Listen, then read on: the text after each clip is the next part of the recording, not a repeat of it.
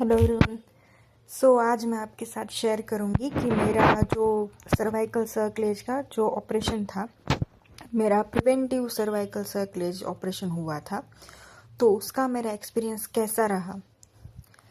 तो पहला जो पॉइंट है कि मैंने क्यों वो ऑपरेशन करवाया, मेरे डॉक्टर ने क्यों बोला वो ऑपरेशन करवाने को। तो एक्चुअली मेरा जो फर्स्ट प्रेगनेंसी था उसमें मुझे PPROM हुआ था। PPROM यानी मेरा 25 वीक्स पे मेरा वाटर ब्रेक हो गया था, तो वैसे मेरा मिसकैरेज हो गया था। तो अभी ये जो सेकंड प्रेगनेंसी है उसमें सेम प्रॉब्लम ना आए, इसके लिए एट 13 वीक्स ऑफ प्रेगनेंसी मेरे डॉक्टर ने एडवाइस किया मुझे कि आप प्रिवेंटिव सर्वाइकल सर्कलेज आप करवा लीजिए तो अच्छा है वैसा। सो पहले तो वो ऑपरेशन की बात आई तो मैं कंफ्यूज हो गई कि करवाए कि नहीं करवाए।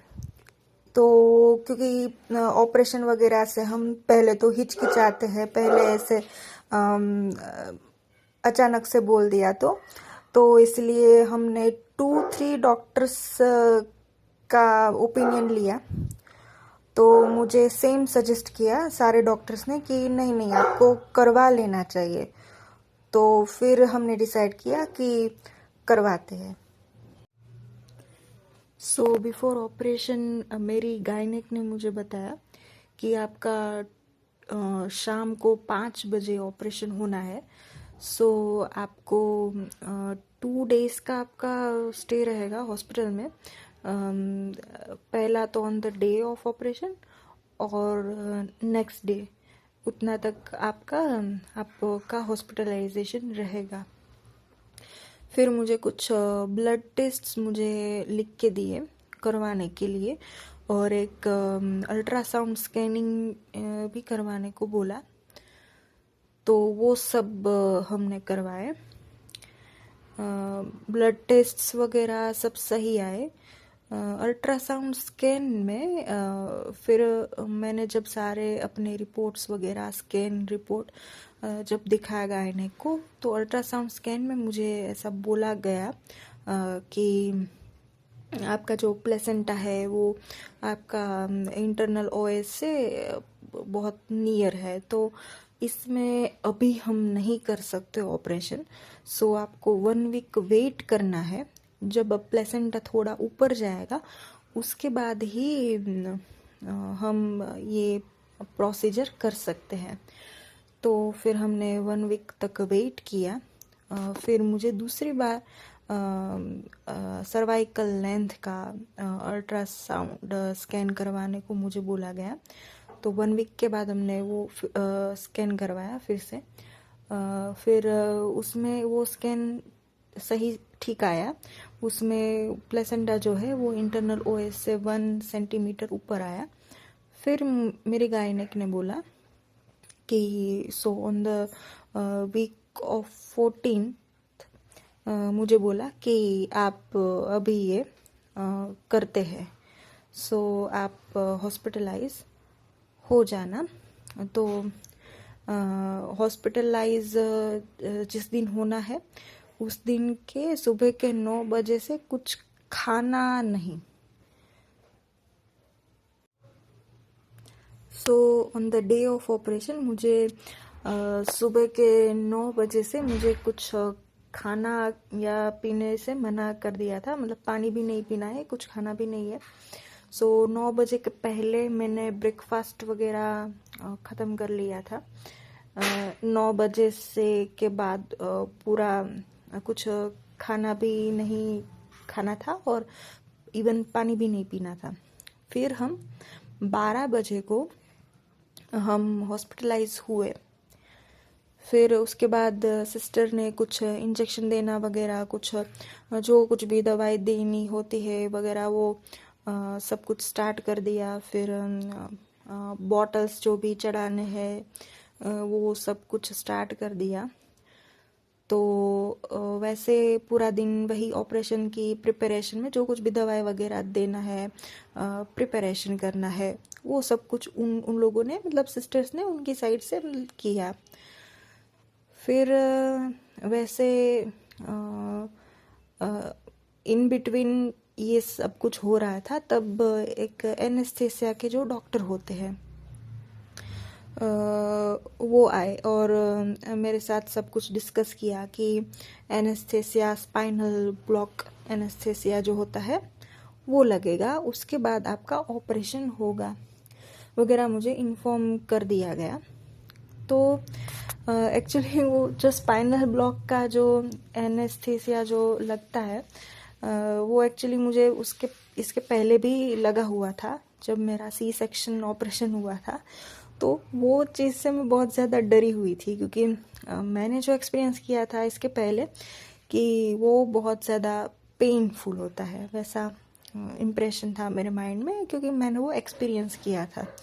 तो वो चीज़ जैसे तुरंत ही मुझे बोला गया कि आपको तो स्पाइनल ब्लॉक लगेगा, एनेस्थेसिया, तो मैंने उनसे बोला, एनेस्थेसिया वाले डॉक्टर से, कि मुझे तो इससे बहुत डर लगता है, मेरा पहले का एक्सपीरियंस है, बहुत ही पेनफुल रहता है वगैरह वगैरह।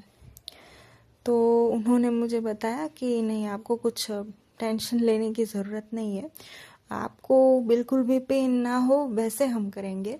सो उन्होंने मुझे बताया कि हम आपको पहले जो जहाँ पे वो जो एनेस्थेसिया देना होता है उस वो पार्ट में पहले हम आपको इंजेक्शन देंगे, कुछ बहरा करने का, वो पेन ना हो उसके लिए एक छोटा सा इंजेक्शन देंगे। उसके बाद आपको वो स्पाइनल ब्लॉक को एनेस्थेसिया देंगे, तो आपको उतना दर्द नहीं होगा, आपको बस जो इंजेक्शन देते हैं वो वही आपको दर्द होगा, पर वो एनेस्थेसिया वो जो देते हैं, पंक्चर करते हैं, वो दर्द आपको नहीं होगा। तो मैंने बोला ठीक है, देखते हैं, वैसे ही करना, पर मुझे पेन कम हो वैसे आप करना। तो उन्होंने बोला हाँ हाँ जी बिल्कुल वैसे ही करेंगे। तो ऐसे सारा डिस्कस हुआ एनेस्थेसिया वाले डॉक्टर के साथ। फिर वैसे 5 बज गए शाम के और मुझे ऑपरेशन थिएटर में के लिए मुझे ले जाया गया।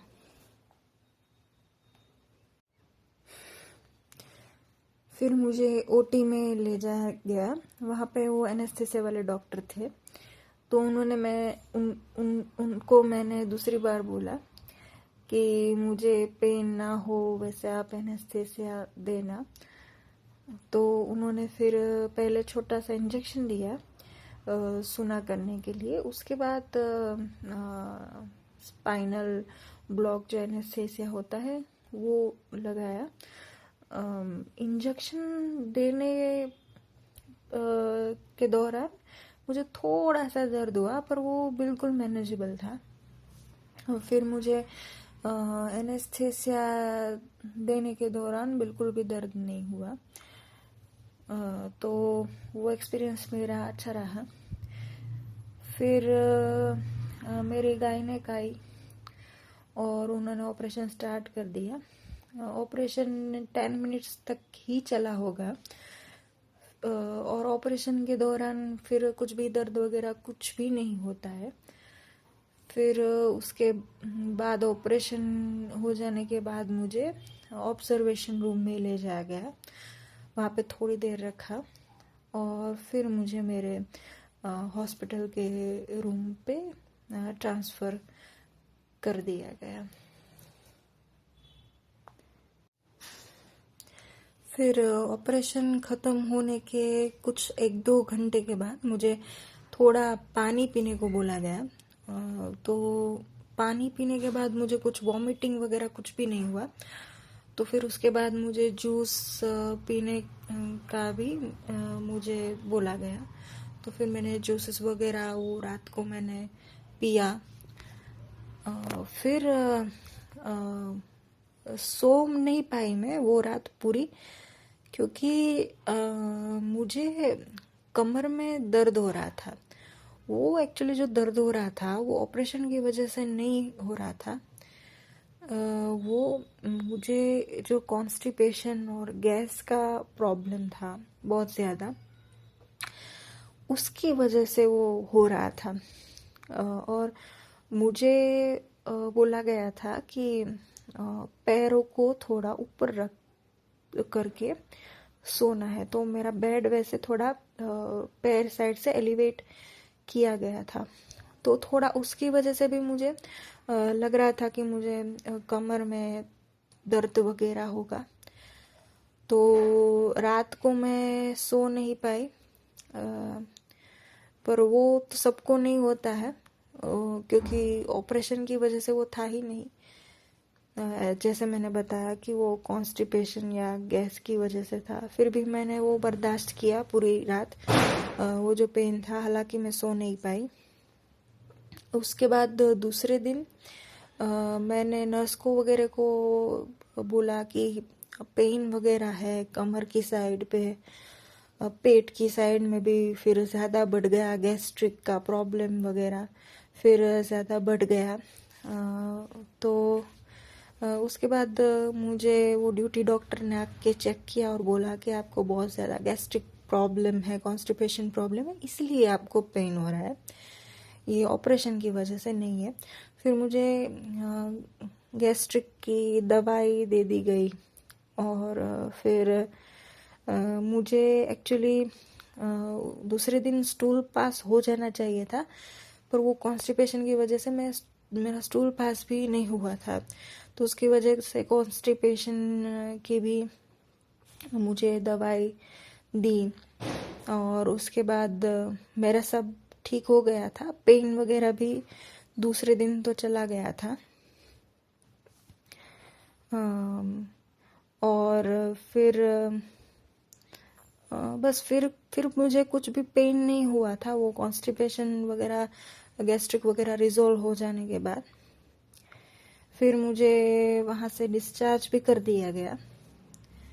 फिर घर पे मुझे बोला गया था कि 1 वीक तक तो कंप्लीट बेड रेस्ट रखना है, पैर थोड़े से एलिवेटेड रखने हैं, वैसा बोला गया था। बस रेस्ट रूम यूज़ करने के लिए ही, रेस्ट रूम यूज़ करने को ही आप खड़े हो सकते हो, बाकी तो पूरा बेड रेस्ट ही करना है 1 वीक तक, ऐसा मुझे बोला गया था। तो यही था मेरा एक्सपीरियंस। आपको कैसा लगा आप कमेंट में ज़रूर बताइएगा, लाइक एंड शेयर करिएगा। Thank you.